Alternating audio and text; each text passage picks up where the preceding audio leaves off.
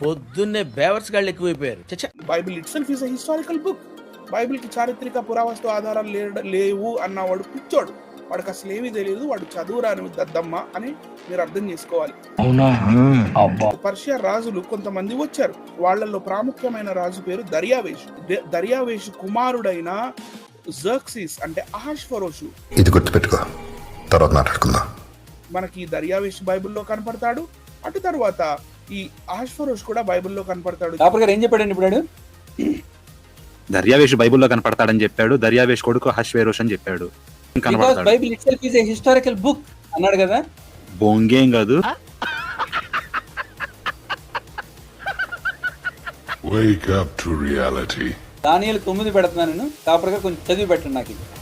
Okay, 1 minute sir. మాదీయుడగు అహష్వేరోషు యొక్క కుమారుడైన దర్యావేషు కల్దీయుల పైన రాజాయను.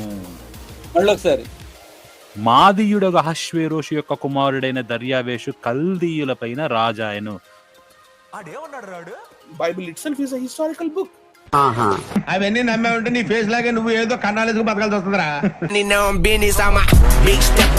Underground methods, dark night troopers get the most, not the lizard.